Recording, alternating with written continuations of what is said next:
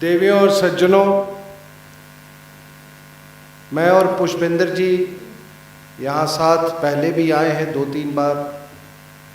पुष्पेंद्र जी कई बार हमसे ज़्यादा आए हैं। महाकाल के इस पावन भूमि पर हमें आमंत्रित करने के लिए बहुत बहुत धन्यवाद। देवियों और सज्जनों, हम तो मुसाफिर हैं। हम कई बार आए, हमारे बाद कई लोग आएंगे जाएंगे, हमारी तरह संबोधित करेंगे, लेकिन महाकाल तो अनंत काल से है और वो अनंत काल तक रहेगा।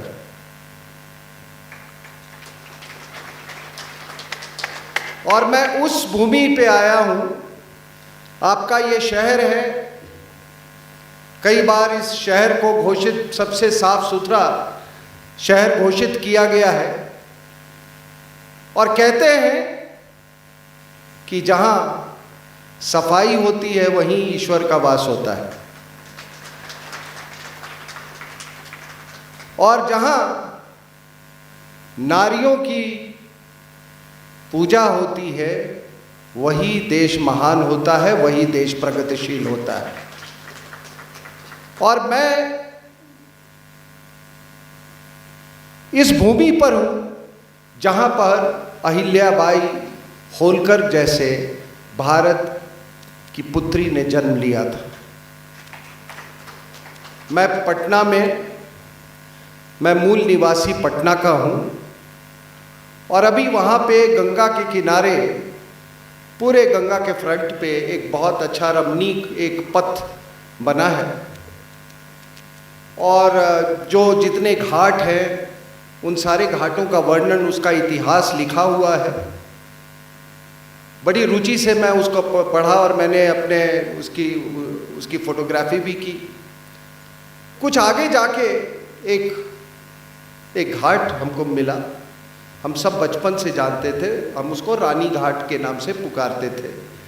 लेकिन अब इतिहास का सीमित ज्ञान कहिए या यूं कहिए कि हमको ये इतिहास ठीक से पढ़ाया नहीं गया।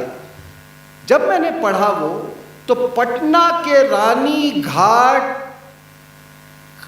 को अहिल्याबाई होलकर महारानी ने बनाया था।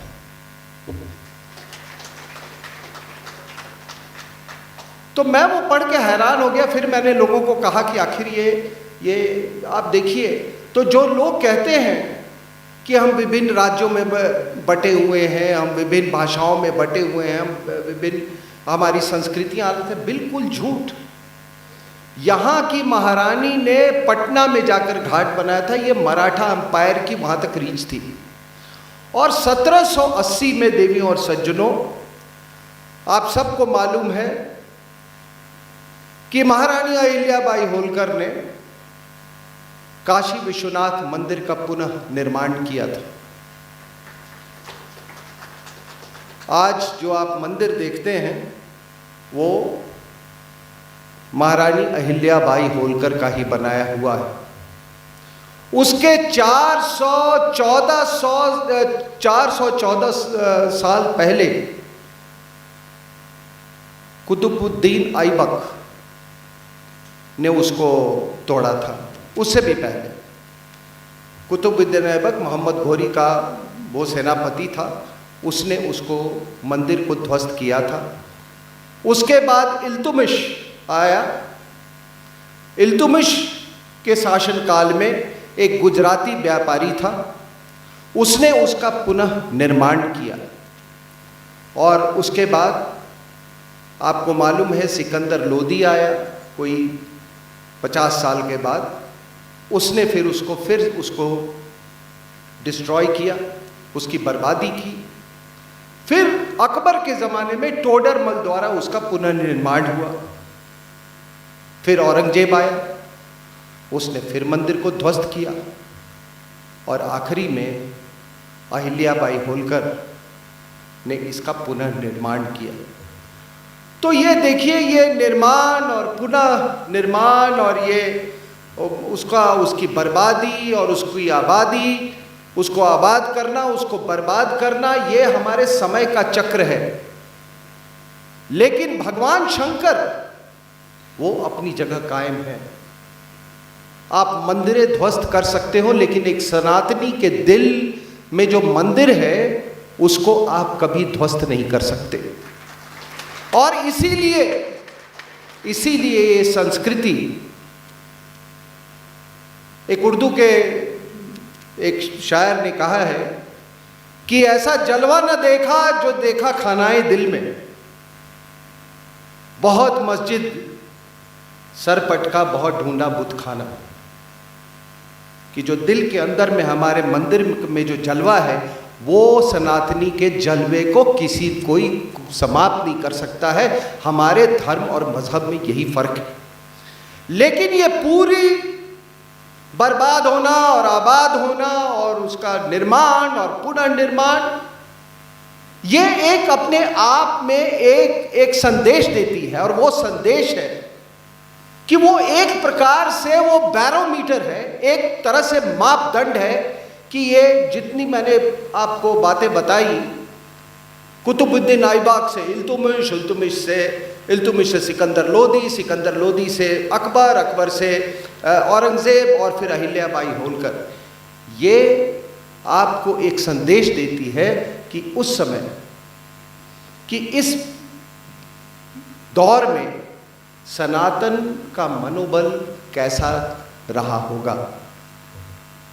जब मंदिरें बनती हैं तो सनातनियों का मनोबल भी ऊंचा होता है, क्योंकि कोई भी अपने मंदिर को टूटते हुए नहीं देखना चाहता। जब मंदिर आबाद होता है तो भारत की संस्कृति भी आबाद होती है। और अहिल्याबाई होलकर ने 1780 में जब निर्माण किया, उस काम को आज अगर कोई आगे किसी ने बढ़ाया है तो वो है आपके प्रधानमंत्री नरेंद्र मोदी ने। मोदी और योगी ने उसका जो सौंदर्यकरण जो कर रहे हैं वो काशी विश्वनाथ मंदिर का, अगर आप में से कुछ लोग गए होंगे, देखने का मौका मिला है, जो लोग नहीं जा पाए हैं वहां जाके देखे। फिर से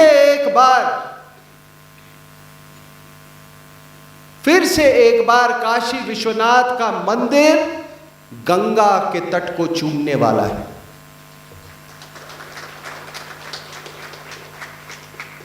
तो मैंने इतिहास इसलिए बताया कि देखिए, ये मैंने कहा कि ये मनोबल का स्तर का ये मापदंड है। और आज इसी मनोबल के कारण आप में वो ऊर्जा है, आप में वो उत्साह है, और उसी ऊर्जा और उत्साह के कारण आपने मुझे यहां पर आमंत्रित किया।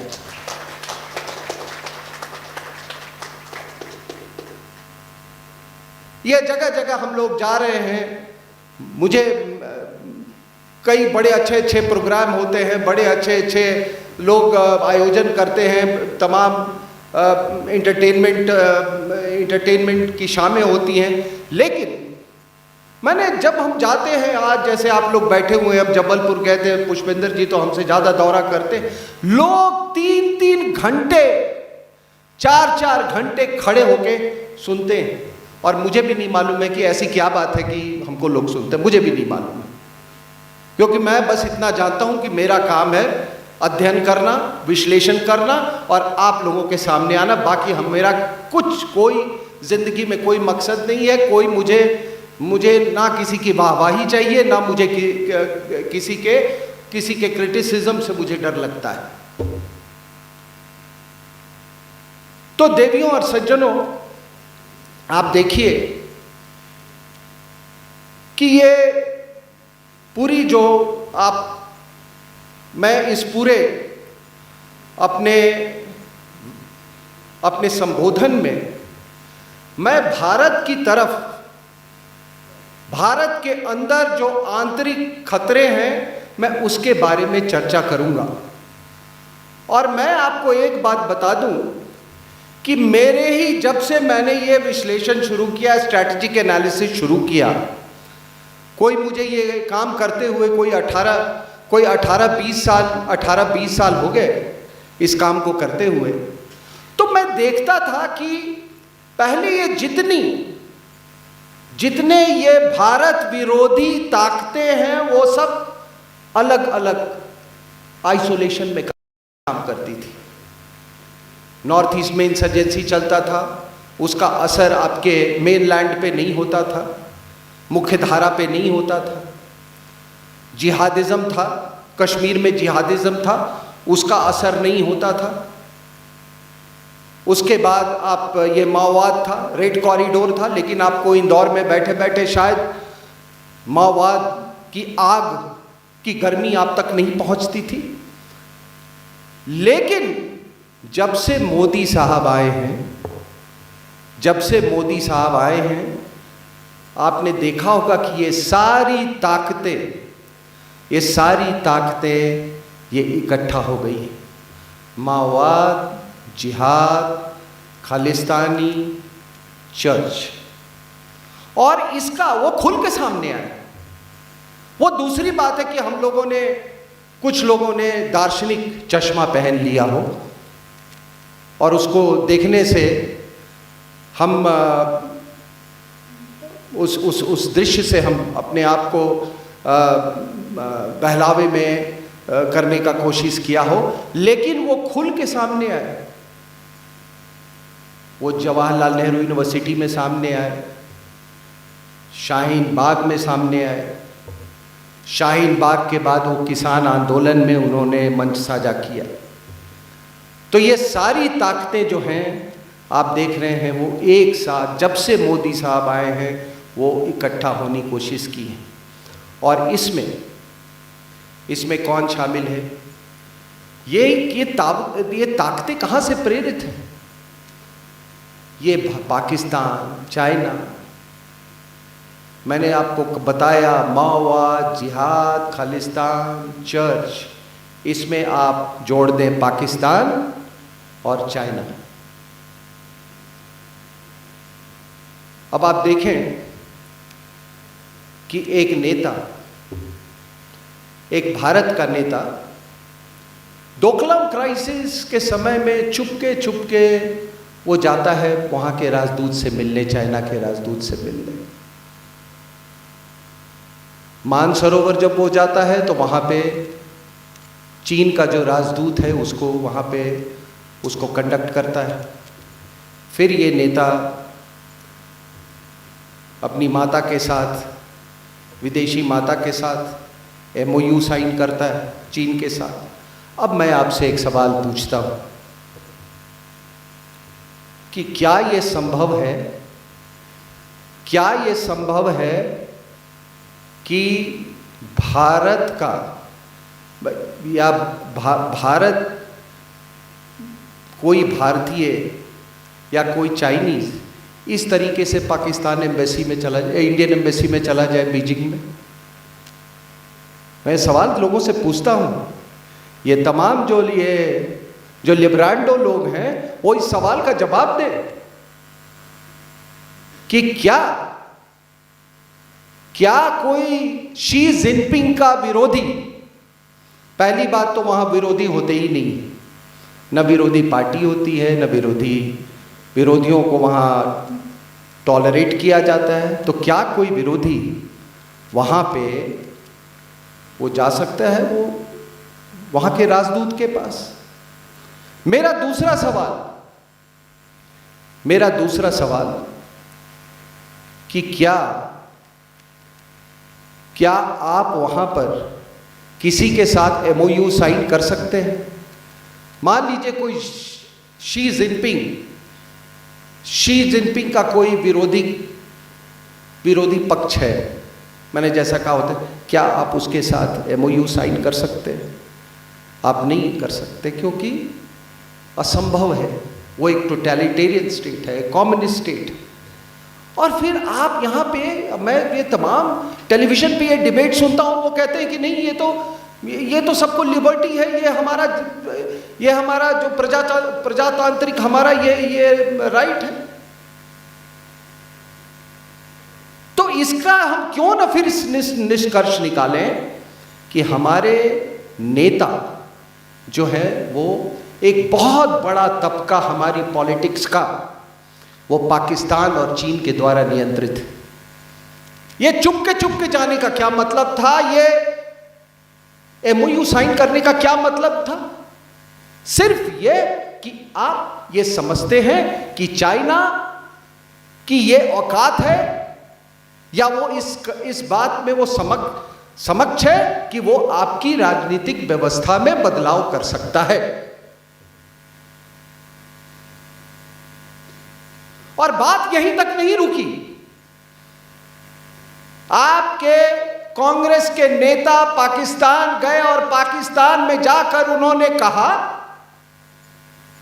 कि हमको मदद करो, तुम्हारी मदद चाहिए मोदी सरकार हटाने के लिए, मोदी को हटाने के लिए। तो क्या ये कहना गलत होगा कि आपकी जो एक बहुत बड़ा तबका, big chunk of your political segment is controlled by China and Pakistan? और ये किसको नहीं मालूम है साहब कि 26/11 किसने करवाया था? लुटियंस दिल्ली में बैठे बैठे लोगों ने करवाया था इसकी।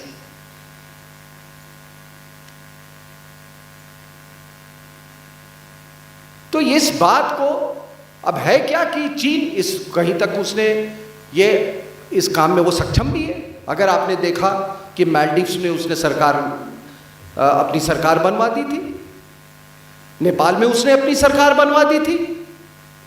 अभी वो जो वहाँ की जो चाइनीज एम्बेसडर है नेपाल में, वो तो उनका जो घर है वो वहाँ के कम्युनिस्ट पार्टी का ऐसे लगता है जैसे ऑफिस हो। वहाँ पे तमाम ये प्रचंडा और ये आपके KP ओली और माधव नेपाल और ये ठाकुर, ये जितने ये लीडर्स हैं कम्युनिस्ट, उसके यहाँ डिसाइड होता है। वो इनमें समझौता करवाने की कोशिश करती है। क्या ये भारत में संभव है? अगर नेपाल के वामपंथी लोग वहां से नियंत्रित हैं इस प्रकार से, तो क्या आपके वामपंथी लोग नियंत्रित नहीं हैं? क्या ये विदेशी महिला जो हमारे यहां है वो नियंत्रित नहीं है? तो देखिए देवियों और सज्जनों, जो कश्मीर में आप देख रहे हैं, मैं कश्मीर में आप जो फिजिकल जिहाद देख रहे हैं, जो आप मुंबई में आपने देखा वो आर्थिक जिहाद है। फिजिकल जिहाद, अभी ये शोपियां, फिजिकल जिहाद और आर्थिक जिहाद के मैं दो नमूने आपको, मैं दो मिसाल देता हूं और बड़े ताज़ा वो मिसाल है। अभी 22 मार्च की बात है, शोपियां एक जगह है, ये कौल साहब है। शोपियां कौल साहब historically has been notorious for Islamic radicalisation. आज से नहीं, 100 साल से। आप अगर लॉरेंस की किताब पढ़ें, लॉरेंस कमिश्नर होता था, उसकी किताब है कश्मीर के ऊपर में, मैंने वो किताब पढ़ी, 1890 वगैरह के आसपास की ये लिखी हुई किताब है। उसने इस बात का पूरा जिक्र किया है उसने कि सबसे पहले वहाबिज़म जो है वो शोपियां में उसने घुसपैठ किया। और उस समय जो ये वहाबी मुल्ले होते थे, उनका दर्शन ये था, उनकी दार्शनिक सोच ये थी, वो कहते थे कि वहाबिज़म के मुताबिक पत्नी के ऊपर पति का एक्सक्लूसिव हक नहीं होता है। ये लॉरेंस की किताब में कर रहा हूँ। तो उस समय वो घुसपैठ शुरू हो गया था। फिर धीरे धीरे शोपियां जो है, आपको मालूम है, वो लश्कर तोयबा का वो गढ़ बन गया। और अभी कुछ दिनों पहले वहाँ पे 4 लड़के, जवान लड़के, वो एक गांव के घर में उन्होंने अपने आप को उसको अड्डा बनाया हुआ था। हमारी फौजों ने, सिक्योरिटी सुरक्षा सेनाओं ने उसको चारों तरफ से घेर लिया। और आपको दाद देनी होगी हमारे सुरक्षा सेनाओं को कि उन्हें जिस संजीदगी से उन्होंने उन्होंने काम किया अपना। वो नहीं चाहते थे कि गोलीबारी हो, ये लड़के जवान थे। उन्होंने उसको चारों तरफ से घेर लिया, उन्होंने बड़ी अपीलें की, मिन्नत की कि आप आत्मसमर्पण कर दो। जब वो कामयाब नहीं हुए तब उन्होंने एक आखिरी दांव खेला, एक जिहादी के परिवार को ले आए, उसकी पत्नी को, उसकी छोटी बेटी को, उसको बेटा को। ये 22 मार्च की बात मैं कह रहा हूं। और उसने मिन्नत की कि पापा तुम आत्मसमर्पण कर दो। वो इनकार कर दिया आत्मसमर्पण करने से। उसने गोलियों की बौछार शुरू की। तब मजबूरन हमारी सुरक्षा कर्मियों को कार्रवाई करनी पड़ी और वो चारों मारे गए। उनकी जो करियर जो थी, उनकी जिहादी करियर, वो सिर्फ 6 महीने की थी, सिर्फ 6 महीने की। तो ये है, मैं फिजिकल जिहाद की बात कर रहा हूँ। ये फिजिकल जिहाद की बात मैं कर रहा हूँ जो आप यहाँ पे देख रहे हैं। और देखिए अभी वहाँ कश्मीर में हमको इंटरनल सिक्योरिटी से कोई प्रॉब्लम नहीं है। यानी कि वहाँ पे काउंटर मिलिटेंसी ऑपरेशंस चल रहे हैं, कई दशक से चल रहे हैं। मुठभेड़ होते हैं, लोग मारे जाते हैं, एक जिहादियों का एक लाइफ स्पैन होता है। उससे कहीं ज़्यादा अगर कोई खतरनाक चीज़ है तो ये कि जिहादियों की ये कोशिश होती है कि इसको किस तरीके से लॉ एंड ऑर्डर का जामा पहनाया जाए। वहाँ के आईजीपी ने कभी प्रेस कॉन्फ्रेंस लिया कश्मीर में, कहते कि हमको ये मुठभेड़ से हमको खतरा नहीं है, हमको खतरा है तो संगबाजों से, स्टोन पेल्टर्स से। क्योंकि आप इन जिहादियों, दहशतगर्दों के खिलाफ तो AK-47 आप इस्तेमाल कर सकते हो, ग्रेनेड इस्तेमाल कर सकते हो, रॉकेट लॉन्चर इस्तेमाल कर सकते हो, तमाम आपके पास जो असले हैं वो कर सकते हो। लेकिन आप ये संगबाजों के खिलाफ आप क्या करोगे? तो इसलिए जब प्रोटेस्टर्स आ जाते हैं, स्कूलें बंद हो जाती हैं, अस्पतालों का जो संचालन है उसमें फर्क पड़ता है, पर्यटक नहीं आते हैं। और यही चीजें लोगों ने दिल्ली में करने की कोशिश की। और मुंबई में देवियों और सज्जनों भी यही करने की कोशिश की जा रही है। ये तो आपने फिजिकल जिहाद का देखा। लेकिन मुंबई में लॉ एंड ऑर्डर की समस्या नहीं है, कानून और व्यवस्था की समस्या नहीं है मुंबई में। आपने फिलहाल हाल में जो कुछ भी देखा मुंबई में, वो कहीं इसके तार बाहर से जुड़े हुए हैं। और ये बात 93 के बाद से ये साफ लोगों को जाहिर हो जानी चाहिए थी कि ये मुंबई में जो हो रहा है इसके तार कहां से हैं। और इसके तार, अगर मैं आपको बताऊं कि इसके तार वजह से शिंदे से पुलिस कमिश्नर से पॉलिटिशियन से दाऊद से लश्कर तोयबा से पाकिस्तान ISI।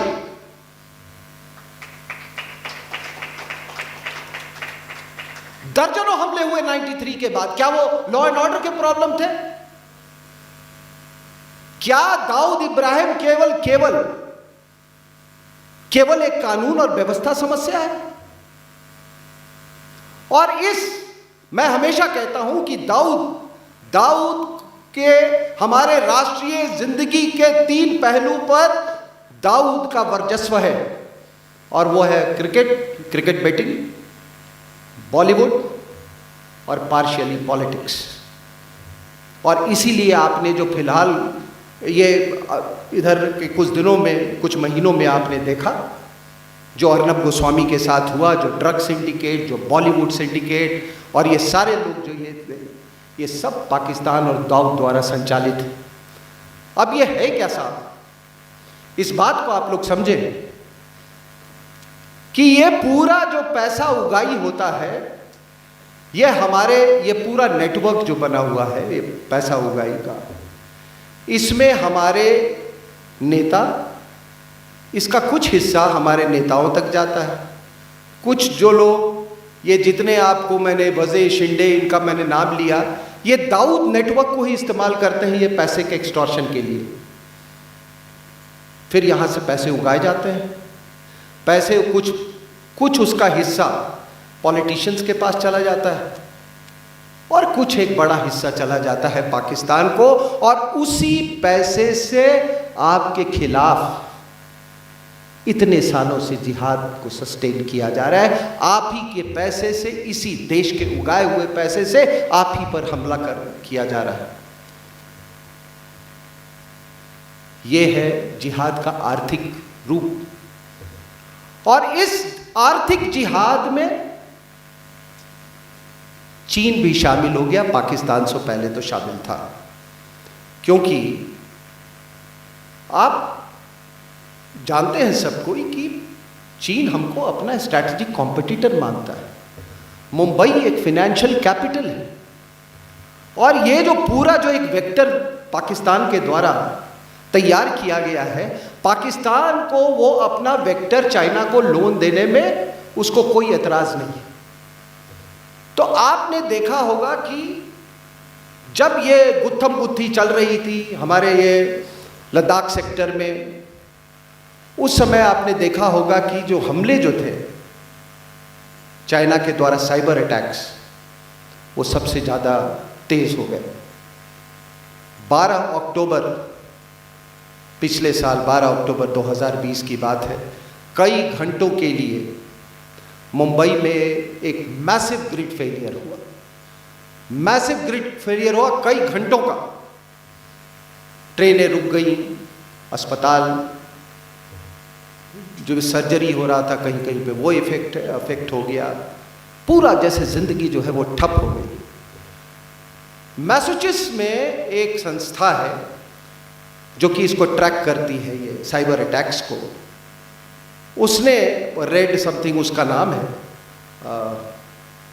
नाम है वो कुछ रेड ऐसे ही करके उसका नाम है, उस ऑर्गेनाइजेशन मैसेचुसेट्स बेस्ड है यूएसए में। उसने इस बात की जानकारी दी कि ये चाइना के द्वारा एक मैलवेयर इंट्रोड्यूस किया गया था उस समय, और ये उस समय हुआ जब हमारी सरकार ने कई ऐप्स चाइना के बैन किए, और हमने उनसे कई मामलों में डीकपलिंग, जो इकोनॉमिक डीकपलिंग प्रोसेस है, उसको हमने वो प्रोसेस हमने शुरू किया। तो ये हमले तेज हो गए, और ये युद्ध यहीं तक नहीं रुका, ये युद्ध वहां तक गया। एक तो आप लोग जान लें कि ये जो सारे लोग आप लोग मास्क पहने हुए हैं ना, और ये जो लॉकडाउन हो रहा है, ये चाइना की देन है। और पूरी जिम्मेदारी के साथ कह रहा हूं, पूरी जिम्मेदारी के साथ कह रहा हूं कि ये चाइना के द्वारा एक जैविक युद्ध है। This is a biological warfare by China. लेकिन ये बात कहने की किसी को हिम्मत नहीं होती है। पता नहीं, मैं टेलीविजन पे भी बोलता हूं और मैंने फॉलो किया है। मैं ये एक अपने आप में एक अलग सब्जेक्ट है जिसके बारे में मैं गहराई में नहीं जाना चाहता हूँ। किस तरह से शुरू हुआ, किस तरह से अमेरिकन एयरक्राफ्ट कैरियर को पहले ये पैसिफिक रीजन में उनको क्रिपल करने की कोशिश की गई। USS Abraham Lincoln, Ronald Reagan को, थियोडोर रूजवेल्ट को, उन चीज़ों में मैं नहीं जाना चाहता। लेकिन इस बात को मैं पूरी जिम्मेदारी से कह सकता हूं कि अगर आप यहाँ पर मास्क लगा के घूम रहे हैं तो वो चाइना के कारण घूम रहे हैं। आज अगर दोबारा लॉकडाउन हुआ है वो भी चाइना की देन है। और कहानी यही नहीं खत्म हुई। मैंने साइबर अटैक का मैंने आपको उदाहरण दिया। यहाँ के सरकार के भी होम मिनिस्टर ने इस बात की ये की थी, हालांकि जो यूनियन मिनिस्टर थे उन्होंने इस बात से नकार दिया। लेकिन सच्चाई है कि अमेरिका के कई फर्म्स ने ये इंट्रोड्यूस किया जो इसको ट्रैक करते हैं कि ये चाइनीज़ के द्वारा ये अटैक था। तो देवियों और सज्जनों, ये बात यहीं तक नहीं रुकी। आपके पुणे में जहाँ पे ये वैक्सीन्स बनाए जा रहे थे, उस पर फिजिकल हमला हुआ। फिजिकल हमले के बाद एक मैसिव साइबर हमला हुआ। तो आपके दुश्मन, मैं चीन की बात कर रहा हूं, वो आपको बायोलॉजिकल वॉरफेयर भी दे रहे हैं, और जब आप उसके निजात का, उसका एंटीडोट बना रहे तो उस पर भी हमला दे रहे हैं। और इनके साथ है कौन? इनके साथ पूरे जिहादी मिले हुए हैं। तो ये आर्थिक हमले में महाराष्ट्र की सरकार डायरेक्टली इनडायरेक्टली शामिल है। अगर नेपाल में वो अपने मनचाहा सरकार बना सकता है, अगर मालदीव्स में वो मनचाहा सरकार बना सकता है, अगर म्यांमार में वो मनचाहा सरकार बना सकता है, वो दूसरी बात है कि हमने उसको उलट के रख दिया कई जगहों पे। अगर वो मनचाहा सरकार बन सकता है तो महाराष्ट्र में क्यों नहीं बना सकता? ये तो सब बिकने वाले लोग हैं। इन्होंने बचपन से ही ये माया नगरी एक ऐसी चीज है कि हर आदमी बिकने को तैयार है। उस माया नगरी से उठ के कोई जेएनयू चलाता है, उस माया नगरी से उठ के कोई शायरी और गाना लिखते लिखते बेगूसराय चलाता है, उस माया नगरी से उठ के कोई शाहीन बाग चलाता है, उस माया नगरी से उठ के कोई दाऊद इब्राहिम के पार्टी में नाचना शुरू कर देता है, उस माया नगरी से उठ के किसी की 2 फीट पानी में उसकी हत्या हो जाती है, उस माया नगरी में सुशांत राजपूत है। तो इसमें बॉलीवुड, राजनेता, अभिनेता, ये सब शामिल हैं। मैं आपको एक ये मैंने उदाहरण, ये है आर्थिक जिहाद। अब ये जो फिजिकल जिहादी जो हैं, ये लश्कर तोयबा, जैश ए मोहम्मद, ये तो मदरसों में पैदा होते हैं, ये तो मदरसों में पैदा होते हैं। इनको वही सब कुछ सिखाया जाता है, इंडोक्ट्रिनेशन किया जाता है। लेकिन जो आर्थिक जिहादी जो हैं हमारे,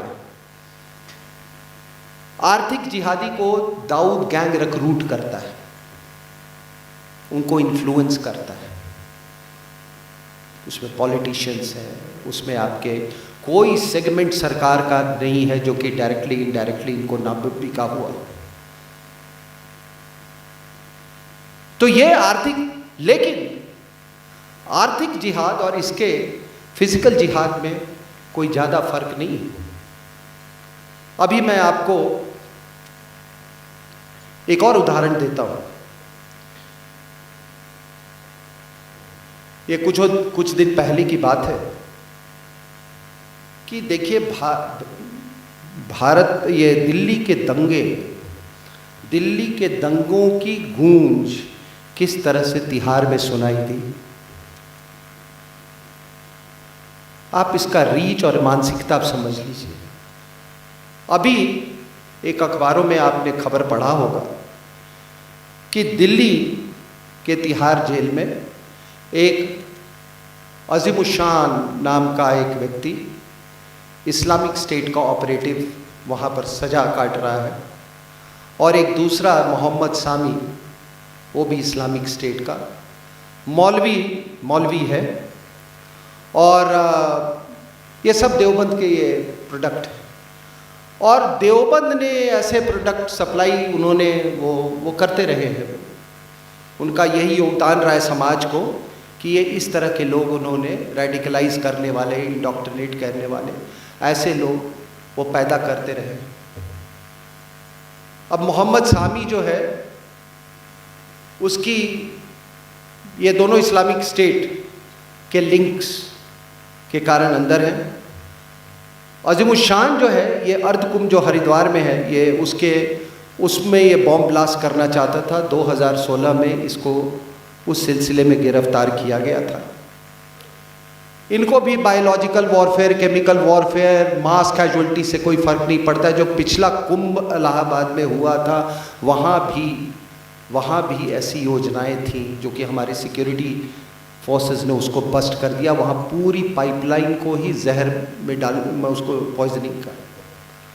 अब होता क्या है साहब कि ये जो अजीमुशान और मोहम्मद सामी जो कि इस्लामिक स्टेट से वास्ता रखते थे, एक वहाँ पे अंडर ट्रायल है जिसका नाम है शोएब।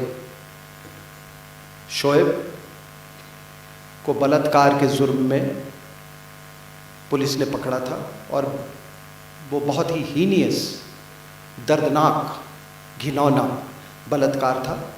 उसने उस युवती का बलात्कार ही नहीं किया था, उसके बच्चों को भी मार डाला था। अब ये अज़ीम शान और ये मोहम्मद सामी इसको इंडोक्ट्रिनेट करना शुरू किया, इस क्रिमिनल को, इस क्रिमिनल को इंडोक्ट्रिनेट किया। और आप अगर मोहम्मद सामी की तमाम अगर राइटिंग्स और उसकी स्पीचेस देखें तो वो यही कहता है कि कौन कहता है कि अमेरिका तुम्हारे खिलाफ, वो अमेरिका की क्या औकात है कि तुम्हारे खिलाफ कुछ कर सके। अल्लाह ताला की दी हुई ज़िंदगी न कोई ले सकता है न दे सकता है। सैयद अहमद बरेलवी कुर्बान हुए, दहलवी कुर्बान हुए, वो सब किसी पर्पस के लिए कुर्बान हुए। वो एक शख्स थे जिसका नाम लिया है 18 नाना कुछ ऐसे करके है कि वो 1857 में वो बच गए, अल्लाह ने उनको बचा के रखा क्योंकि उनसे वो देवबंद की स्थापना करवाना चाहते थे। अब एक क्रिमिनल को आप इस तरीके से इंडोक्ट्रिनेट उसने करना शुरू किया। उन्होंने फिर प्लान बनाया कि वहाँ पे तीन हिंदू लड़के, वहाँ पे दिल्ली राइट्स के बाद वहाँ पे सजा, मतलब उनको वो हिरासत में है, तिहाड़ जेल में है। कहा कि इन तीनों को मारना है। इन्होंने दिल्ली दंगों में इन्होंने मुसलमानों के खिलाफ बहुत जुल्म किया, इसलिए इसको मारना है। तो फिर उन्होंने तरतीब बनाई और तरतीब बनाया, इसको शोएब को बोला कि तुम एक काम करो, तुम मरकरी ले आओ, मरकरी का इंतज़ाम करो।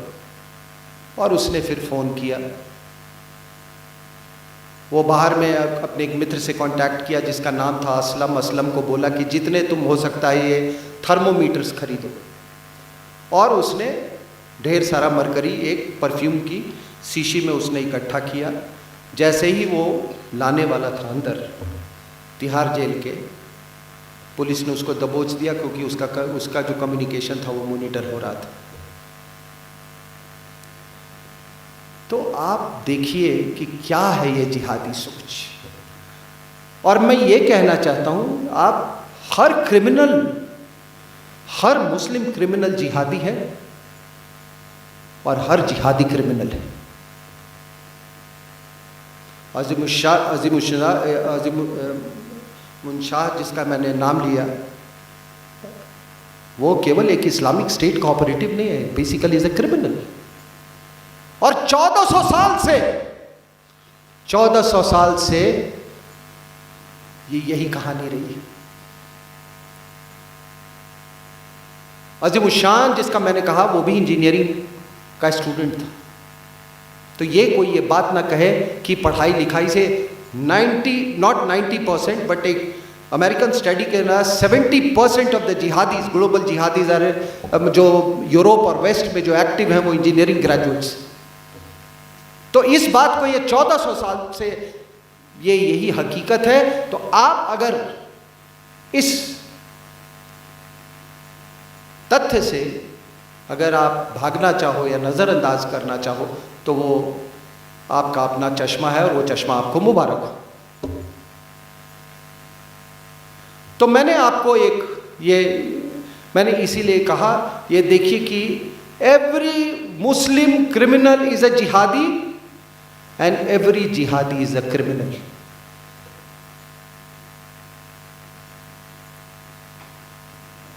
तो ये एक, आप तीसरी ये चीज़ देखो कि ये कैसे बढ़ावा देते हैं। ये नहीं है कि ये विदेशी राजदूत के पास चला गया, चाइनीज़ राजदूत से यही कहने गया होगा कि भाई हमको मदद करो, कुछ ऐसा ठोको भारत को कि मतलब ह्यूमिलिएट हो जाए मोदी साहब और फिर हमारी गद्दी, यही कहने गया होगा। विदेशी महिला वहाँ पे जा रही, वो MOU में क्या साइन कर रहा है? आप लोगों के, हम लोगों सब के तरफ से सरकार को मजबूर कर देना चाहिए था कि या तो इस विदेशी महिला को हिरासत में लो और या नहीं तो उसके कंटेंट जो है MOU का वो पब्लिक किया जाए। किसको डर है इसका?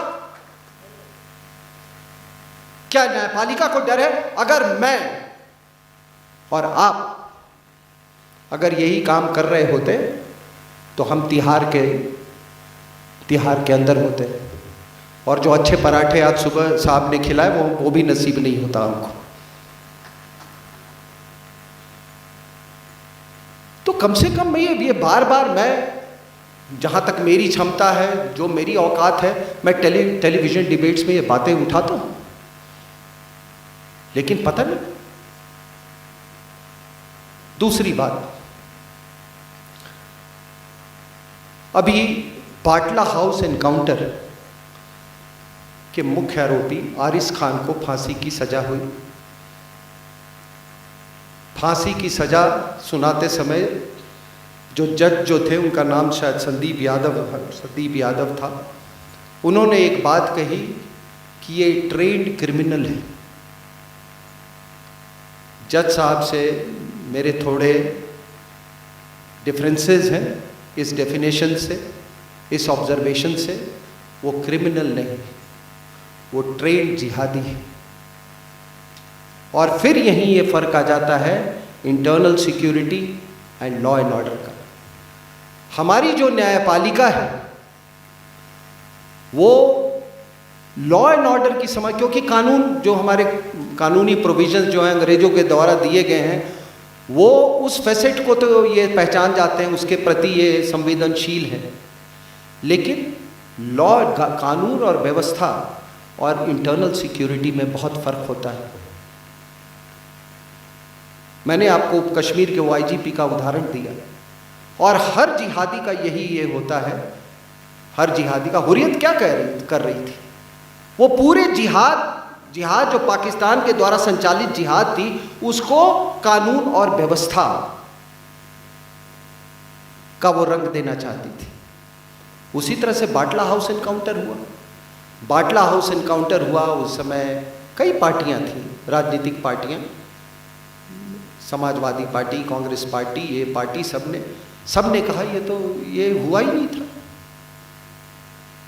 साहब। 13 सितंबर 2008 की बात है ये। दिल्ली में 40 लोग मारे गए थे, 159 लोग घायल हुए थे। हम क्या गलती करते हैं कि मरने वालों की संख्या पे हम जोर डालते हैं, लेकिन घायल होना उससे भी कहीं ज़्यादा दर्दनाक होता है। आप जब घायल होते हैं तो आपकी पूरी ज़िंदगी आप या तो अपाहिज होते हैं, अगर आप बच भी निकले तो आप वो दिल से अपाहिज हो जाते हैं, वो दर्द कहीं नहीं जाता है। तो ये 159 को ऐसे नज़रअंदाज ना किया जाए। और कैजुअल्टीज़ की जब हम गणना करते हैं तो इससे जान लीजिए कि अपाहिज होना वो कहीं ज़्यादा दर्दनाक है मौत से। तो जहाँ 40 लोग मारे गए हों, 159 घायल हुए हों, उसके बाद बाटला हाउस एनकाउंटर होता है, और उसके बाद आप कहते हैं कि ये बाटला हाउस एनकाउंटर ये फॉल्स था। ये तमाम पार्टियां, जामिया मिलिया यूनिवर्सिटी के सामने इन्होंने वो धरना दिया था कि ये गलत है। और अगर मैं ये कहूं कि शाहीन बाग की बुनियाद उसी दिन रखी गई थी, वहां पर जिस दिन ये पार्टियां वहां पे इकट्ठी की थी। ये सब पाकिस्तान परस्त पार्टियां हैं, ये पाकिस्तान परस्त पॉलिटिशियन। मुझे वो दौर भी याद है। पुष्पेंद्र जी ने तो बहुत साल काम किया है पाकिस्तान में। हमारा बिहार का मुख्यमंत्री जाता था पाकिस्तान, और वहाँ जाके वो कहता था वहाँ से लौट के कि मेरा एक सेमिनार कराओ। तो इंडिया इंटरनेशनल सेंटर में एक गॉड ब्लेस हिज सोल एक गुप्ता था बिहार का, ही वॉज ए लेफ्टिस्ट, और सारे लेफ्टिस्ट इंटेलेक्चुअल होते हैं, आपको मालूम। तो किया था उसने, और वो राजनेता अपने चुनाव में ओसामा बिन लाडेन के लुक अलाइक को लेके घूमता था। ओसामा बिन लाडेन का, और उसको लोग मजाक उड़ाते हैं उसका, 500 रुपये उसको देते थे डेली। वो ओसामा बिन तरह के वो दिखता था, उसको ऐसे उसकी वेशभूषा भी ऐसी बना देते थे। तो जब तक आपको मालूम नहीं है कि हमारी मुस्लिम कॉन्स्टिट्यूएंसी की ये मानसिकता है, आप कभी ये रिस्क नहीं लेंगे। तो देवियों और सज्जनों, ये केवल महाराष्ट्र की बात नहीं है, ये पूरे हिंदुस्तान में ये सारी फोर्सेस जो हैं ये आज दबी हुई हैं। अभी हाँ, तो मैं कह रहा था बाटला हाउस एनकाउंटर का, कि जब ये फांसी की सज़ा मिली तो आपने देखा ये उसका एक नुमाइंदा सादिक, वो भाग निकला था बाटला हाउस से, और वो जाके इस्लामिक स्टेट ज्वाइन कर लिया था। 22 मिनट का उसने एक वीडियो भेजा सादिक ने, और जब ये वीडियो सामने आया तो ये आपके संदीप दीक्षित ने बोला कि इसकी जांच होनी चाहिए, मैं विश्वास नहीं करता। उसने बोला, दिग्विजय सिंह ने, सादिक और no Sadiq, I don't believe it. Salman Khurshid ने बोला कि विदेशी माता बहुत रोई थी। ठीक है, तो अगर आपके ये अप्रोच है तो आप कितना, जिसको मैं थर्ड फ्रंट बोलता हूं, इस थर्ड फ्रंट के सबसे बड़े इसके रहनुमा कौन है? इसके रहनुमा है पाकिस्तान परस्त और चीन परस्त पॉलिटिशियंस। और आपको मैं फिर बता दूं, मैंने अपनी किताब लिखी है ये नो द एंटी नेशनल्स। इस किताब में मैंने इन सारे ताकतों के बारे में लिखा है, और ये ताकतें किस तरह से यहाँ पर उन्होंने प्रॉक्सीज इकट्ठा कर रखे। आपकी क्या इन्फ्लुएंस है चाइना के अंदर में? Do you have any influence? Can you create a third front? अरे आपका तो इन्फ्लुएंस यहां तक है कि आप तिब्बत को तिब्बत बोलने के लिए तैयार हो। दलाई लामा को आपने शरण दे रखा है यहां पे, उसको, और तिब्बत को तिब्बत बोलने के लिए तैयार नहीं।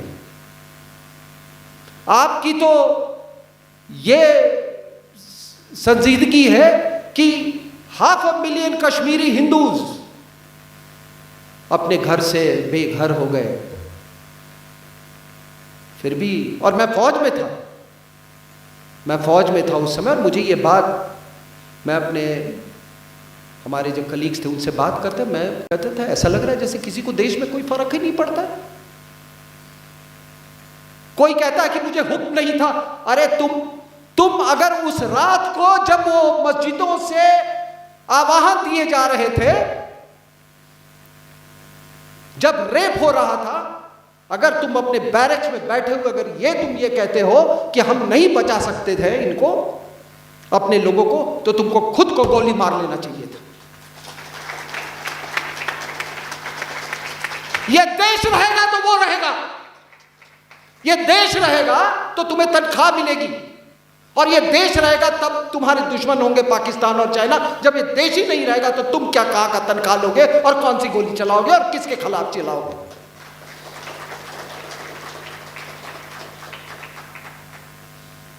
Every local commander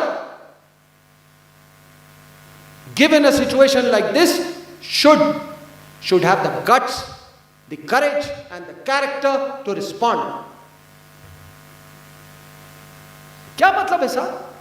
वही हालत होगा कि सोवियत यूनियन में टैंक्स और इतने 10,000 आर्टिलरी गन्स, हजारों nuclear warheads, space power, nuclear submarine, क्या क्या एटसेट्रा एटसेट्रा, और कोलैप्स कर गया बिकॉज द थर्ड फ्रंट जो था वो वीक हो गया। The third front collapsed. और इसीलिए इसी के तहत हम आपके पास आए हैं। मेरी जब ये बुक रिलीज हो रही थी, ये 24 फरवरी को ये बुक रिलीज हुआ था, उस प्रोग्राम का संचालन आदरणीय पुष्पेंद्र जी कर रहे थे। उसके 2 दिन के बाद एक हमारे जो उसमें प्रमुख डिस्कसेंट थे सुशील पंडित जी, उनके हत्या के साजिश में 2 लड़कों को गिरफ्तार किया गया। एक का नाम था सुखविंदर और दूसरा का नाम था लखन। सुखविंदर की उम्र 25 साल और लखन की उम्र कोई 20 साल। पुलिस ट्रैक कर रही थी, उनको गिरफ्तार कर लिया। अब उम्र की बात करें तो उसी समय एक बंगलुरु की एक लड़की, दिशा रवि नाम था उसका, उसको सरकार ने देशद्रोह के मामले में गिरफ्तार किया था। और मुझे बहुत दुख के साथ ये कहना पड़ता है कि एक पुलिस ऑफिसर, बड़े जाने माने पुलिस ऑफिसर, रिटायर्ड रिबेरो साहब, उन्होंने क्या वक्तव्य दिया, a wisp of a girl of 21 going on 22, यानी कि एक नाजुक, एक भोली भाली, एक 21 साल की लड़की। साहब, ये सेंटिमेंट्स जो है ये सुखविंदर और लखन तक क्यों नहीं एक्सटेंड होता है? उस देशद्रोह का काम इन्होंने भी किया था। मैं ये नहीं कह रहा हूँ, उसको अंधा मत लीजिएगा, लेकिन ये है एक भारत की सोच। भारत की सोच है कि अंदर करो उसको राष्ट्रद्रोह के मामले में, और इंडिया की सोच है freedom, liberty, freedom of expression. ठीक है, तो साहब ये मेरी अपनी ये राय है कि भारत के कंधे पर इंडिया ने बहुत मजे लूट लिए। भारत के कंधे पर इंडिया ने बहुत मजे लूट लिए हैं। ठीक है ना? और आखिर ये लोग मारना क्यों चाहते थे? ये मारना क्यों चाहते थे? इस बात का आप लोग विश्लेषण कीजिए। वो इसलिए मारना चाहते थे कि सुशील पंडित कौल साहब, जो सबसे प्रचंड आवाज थी कश्मीरी हिंदूज की, विस्थापित कश्मीरी हिंदूज की वो सबसे प्रखर आवाज थी, उसको ये साइलेंस करना चाहते थे। और बहुत दिन से पाकिस्तान इस मुहिम में लगा हुआ है कि किस तरीके से जो जिहाद का आर्क है उसको बढ़ाया जाए और पंजाब तक उसको ले जाया जाए। तभी आपने देखा होगा कि दीनानगर में हमला हुआ था, एक एसपी को मारा था, और उसके बाद वो पठानकोट एयरबेस का हमला, और जो 9 नेशनल हाईवे 1 अल्फा है, 183 kilometres out of 600 something is in Punjab, उस सेगमेंट में कई अटैक्स हुए हैं ताकि ये बढ़ता जाए, जो आर्क जो है जिहाद का वो बढ़ता जाए। अब अमरिंदर सिंह ने खुद कहा कि किसान आंदोलन के समय में जो ड्रोन के द्वारा जो सप्लाईज हुए हैं आर्म्स से पाकिस्तान में, उसमें कहीं ज़्यादा बढ़ोतरी हुई है उसमें, और उसके ड्रग स्मगलिंग में। तो ये खालिस्तान और जिहादियों को इंटीग्रेट करने की ये बहुत, तभी तो मैं कहा कि जब से मोदी साहब आए हैं ये सारी ताकतें इकट्ठा हो गई हैं। पंजाब के कई यूनिवर्सिटीज़ में, चंडीगढ़ पटियाला में ये लड़के कश्मीर के आते हैं, वहाँ उसको अपना बेस बनाकर वो ऑपरेशंस करते हैं। कई लश्कर तोयबा के मेंबर हैं, आजकल उसको रेजिस्टेंस फ्रंट बोलते हैं, कोई जैश ए मोहम्मद का है, वो जाके वहाँ पे ऑपरेशंस में पार्ट लेते, कई मारे गए, कई लौट के, और ऐसे मतलब वो इसको अपना बेस बना के इस्तेमाल करते हैं। डीजीपी जेएन के दिलबाग सिंह ने कहा कि कश्मीरी लड़के बिहार से जाके आर्म्स प्रोक्योर कर रहे हैं, हमारे यहाँ जो ये इलीगल जो आर्म्स मैन्युफैक्चर होते हैं इससे। तो सुशील पंडित को इसलिए मारने की कोशिश की, एक खालिस्तानियों के द्वारा, क्योंकि सुशील पंडित एक प्रखर आवाज़ है कश्मीरी हिंदूज़ का, और अभी वहाँ पे जो नया डोमिसाइल एक्ट हुआ है उसमें कुछ लोग सितंबर तक शायद 21 लाख लोगों ने अप्लाई किया था, 17 लाख को मिल गया है। तो अभी वो आपका जो कृष्णा ढाबा है और उसमें हमला हुआ, और ताजुब की बात देखिए, कृष्णा ढाबा का जो मेहरा उसका नाम था, वहाँ पर UNMO का ऑफिस है, वहाँ पे चीफ जस्टिस का ये है, आपके 15 हेडक्वार्टर वहाँ के आसपास उसके बिल्कुल समीप है, उसके वहाँ पर इसका हमला किया गया कि तुम अगर यहाँ पर तुमने सिटीजनशिप लेने की कोशिश की तो तुम्हारा ये हाल होगा। और जो मैंने शोपियां का जो इनकाउंटर का भी मैंने जिक्र किया था आपको, उसमें कौन थे साहब? एक भट्ट था, एक मलिक था और एक वानी था। अब ये तीनों title common, is common between Hindus and मुसलमान। तो ये कौन सी ये मजहब है कि आदमी धर्म से मजहब की तरफ जाता है और वो दरिंदा बन जाता है। और B.R. अम्बेडकर वो कहा करते थे, उनकी लिखी हुई ये बात है कि उन्होंने कहा कि अगर तुम ये सोचते हो कि गुजरात का मुसलमान गुजराती की तरह बोलता है और पहनता है और उसके मतलब वो संस्कृति उसकी एक है, या कश्मीर का मुसलमान और कश्मीर की इस गलत फहमी में मत रहो। वो ये नहीं, वो आपसे आपके एफिनिटी के कारण वो ऐसा नहीं करता है, वो इसलिए करता है, वो कहता है कि किसी कारणवश ये कन्वर्जन प्रोसेस रुक गया था और जब समय आएगा तो ये पूरा होगा। तो 1400 साल से यही कहानी है। तो मैंने आपको आज बताया बाटला हाउस एनकाउंटर, खालिस्तान और इसकी गठजोड़, जो अभी जो करंट टॉपिक्स है उसको मैं कवर करने की मैंने कोशिश की, और ये भी आपको बताने की कोशिश की कि किस तरह से ये जो पूरे एंटी इंडिया फोर्सेस ने किस तरीके से गठजोड़ बनाया हुआ है और कौन सी चुनौतियाँ हमारे सामने हैं। मुझे सुनने के लिए बहुत बहुत धन्यवाद। Thanks a lot.